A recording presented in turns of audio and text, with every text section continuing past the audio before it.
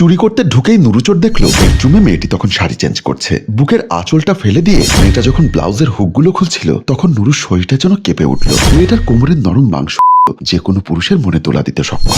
নুরু মনে মনে ভাবলো, এই মেয়েটা যার বউ সে নিশ্চয়ই প্রতি রাতেই দারুণ মজা নিচ্ছে। ওদিকে শরীরে একটা টাওয়েল জড়িয়ে সব কাপড় খুলে ফেললো মেয়েটা। তারপর ওয়াশরুমে ঢুকে গেল। বাসায় কেউ না থাকার সুযোগে এ বাসায় চুরি করতে এসেছিল নুরু, তাই বেডরুমে কেউ আসছে বুঝতে পেরে লুকিয়ে পড়েছিল সুযোগ বুঝে। কিন্তু এমন একটা মজার দৃশ্য দেখতে পাবে সেটা সে কল্পনাই করতে পারেনি। যাই হোক, মেয়েটার শরীরটা অসাধারণ, নিজেকে আর কিছুতেই যেন সামলাতে পারছে না। মেয়েটার গোসল দেখার জন্য ওয়াশরুমের সামনে চলে গেল। ভাগ্য আজ নুরুর এতটাই সহায় হচ্ছে ভেবে নুরু যেন অবাক হয়ে গেল, কারণ সুন্দরী মেয়েটা ওয়াশরুমে গোসল করতে ঢুকেছে কিন্তু দরজা বন্ধ করেনি। আধখোলা দরজা দিয়ে নুরু দেখতে লাগলো মেয়েটা মনের সুখে গোসল করছে। মেয়েটাকে এভাবে দেখে প্রচন্ড পাগল হয়ে নুরু কি করবে বুঝতে পারছে না। এখন হঠাৎ করে গিয়ে যদি মেয়েটাকে কিছু করতে চায় তাহলে মেয়েটা চিৎকার করতে পারে, এমনিতেই চুরি করতে এসেছে, তার উপর অন্য কেস ধরতে পারলে লোকজন পিটিয়ে মেরে ফেলবে। তাই নুরু সুযোগের অপেক্ষায় থাকলো। ততক্ষণে মেয়েটার গোসল শেষ। মেয়েটাকে বেরিয়ে আসতে দেখে নুরু আগের জায়গায় লুকিয়ে পড়ল।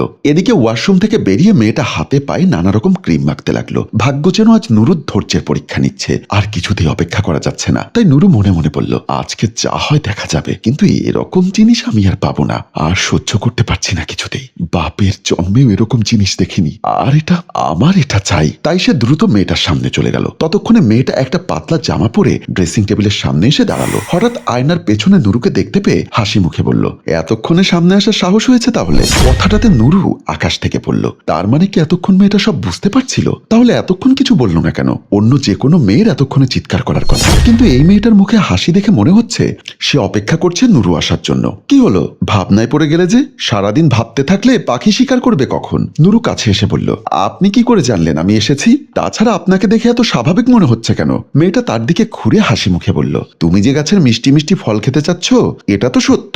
একটা গাছ যদি তোমাকে নিচ থেকে ফল খেতে দেয় তাতে তো তোমার বরং খুশি হবার কথা। তুমি এত মাথা ঘামাচ্ছ কেন? মানে আপনি নিচ থেকে আমাকে সবকিছু করতে দেবেন? হ্যাঁ, কিন্তু কেন? আমি যতটুকু জানি এটা আবাসিক এলাকা। তাছাড়া এই ঘরে এসে বুঝতে পেরেছি এটা কোনো ব্যাচেলার বাসা নয়। নিশ্চয়ই আপনার স্বামী আছে, সংসার আছে। আপনি কেন আমার সাথে করতে রাজি হচ্ছেন? মেয়েটা নুরুর গাল টেনে বলল, তুমি কি এসব কথা বলে সময় নষ্ট করতে চাও নাকি কিছু করবে? মিনিট খানেক আগেও নুরু মেয়েটাকে খাবলে খাওয়ার জন্য প্রচন্ড পাগল হয়ে যাচ্ছিল, কিন্তু এখন নুরু যেন ভূত দেখার মতো অবাক হয়ে তাকিয়ে আছে। একটা শিক্ষিত ভদ্রঘরের পুত্রবধূ তাকে নিজ থেকে সবকিছু করতে বলছে, এটা তার কিছুতেই মাথায় আসছে না। আপনি আগে বলেন কেন আমার সাথে করতে চাচ্ছেন? সেটা আমি তোমাকে বলতে পারবো না। তুমি যদি করতে চাও তাহলে করতে পারো। এবার নুরুর ভয় হতে লাগলো। তার মনে হচ্ছে নিশ্চয়ই কোনো ঝামেলা আছে। তাই সে পেছন ফিরে দৌড় মারল। মেইন দরজা খুলে চলে যাবে এমন সময় মেয়েটা পেছন থেকে এসে বলল, দাঁড়াও, আর এক পা নড়লে কিন্তু গুলি করে দিব। নুরু পিছনে ফিরে দেখলো মেয়েটার হাতে একটা পিস্তল। সে আরো ভয় পেয়ে গেল। তাই বলল, ম্যাডাম আমাকে ক্ষমা করে দিন, আমি চলে যাচ্ছি। মেয়েটা হাসতে হাসতে বলল, তুমি এত সুন্দরী একটা মেয়ের সাথে করার সুযোগ নষ্ট করে পালাতে চাচ্ছ কেন সেটা বলো। আমার মনে হচ্ছে আপনি ভূত। মেয়েটা অমনি ঘরের অন্য পাশের দেওয়ালে তার ছায়া দেখিয়ে বলল, ভূতের নিশ্চয়ই ছায়া থাকে না? তাহলে কেন আপনি আমার সাথে এভাবে করতে চাচ্ছেন?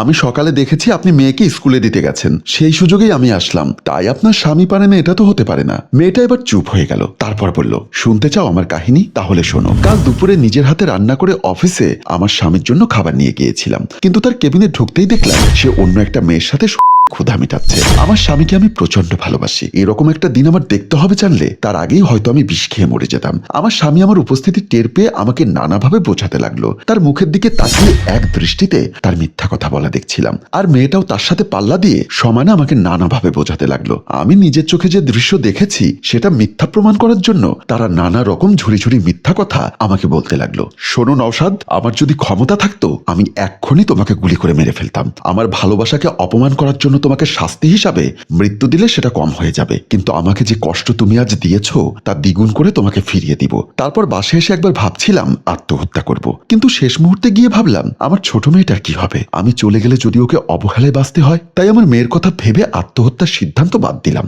কিন্তু আমার স্বামী রাশেদের সাথে আর সংসার করা আমার পক্ষে সম্ভব না। 5 বছর প্রেম করে 7 বছরের সংসার জীবন পার করে যে মানুষটা আমাকে এভাবে ঠকাতে পারে, আমার আত্মহত্যায় তার খুব একটা কষ্ট হবে বলে আমার মনে হয় না। তাই ভাবতে লাগলাম কি করা যায়। রাতে বাসায় ফিরলে আমি দরজা খুলে দিয়ে চলে যেতে চাইলাম, কিন্তু আমার স্বামী আমার হাত ধরে আমার কাছে ক্ষমা চাইলো বারবার। কিন্তু বিশ্বাস করুন, আমার রাগ একটুও কমেনি। স্বামী ক্ষমা চাচ্ছিল, ঠিক তখনই ওই মেয়েটা আমার স্বামীকে ফোন দিল। সে বারবার আমার সাথে কথা বলতে চাচ্ছে, কিন্তু বারবার মাঝখানে ফোন আসছিল। আমি মেয়েটার ছবি স্পষ্ট দেখতে পাচ্ছিলাম। প্রচন্ড ঘৃণায় আমি আর কিচ্ছু বলতে পারিনি। তারপর চিন্তা করলাম, সে যে কাজটা করছে একই কাজ যদি আমিও করি।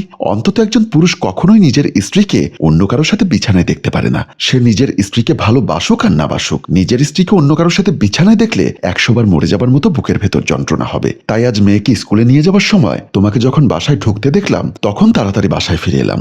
বুঝতে পেরেছি রাতের বেলা রাশেদ মাতাল হয়ে বাসায় ফিরল। বেশ কয়েকবার কলিং বেল দেওয়ার পরেও দরজা খুলছে না কেউ। খানিকটা অবাক হয়ে মাতাল রাশেদ কোনো রকমে পকেট থেকে চাবিটা বের করে দরজা খুলে ঢুকে গেল। ঘরে ঢুকে আশেপাশে কোনো শব্দ শুনতে পাচ্ছে না সে। তারপর হঠাৎ হাসাহাসির শব্দ হলো বেডরুম থেকে। তাই সে এদিক ওদিক তাকিয়ে নানা রকম প্রশ্নের সাগরে ভেসে আস্তে আস্তে করে বেডরুমের দিকে চলে যাচ্ছে। বেডরুমের ভেতরে ঢুকে রাশেদ দেখলো তার স্ত্রী অন্য একজনের সাথে বিছানায় শুয়ে আছে। তার শরীরটা একটা বেডশিট দিয়ে ঢাকা। নুরু তাকে দেখে একটা হাসি দিয়ে বিছানা থেকে নেমে নিজের পোশাকটা পরে নিয়ে বলল, দারুণ। কিন্তু রাশেদ নিজের চোখকে বিশ্বাস করতে পারছে না। সে পাগলের মতো নিজের চুল ছিঁড়তে লাগলো। সম্মানিত ভিউয়ার্স, গল্পটির দ্বিতীয় পর্ব আপনাদের সাড়া পেলে অবশ্যই দেওয়া হবে, তাই বেশি বেশি কমেন্ট করে আমাদের সুযোগ দিন। গল্পটির রচনায় অভি।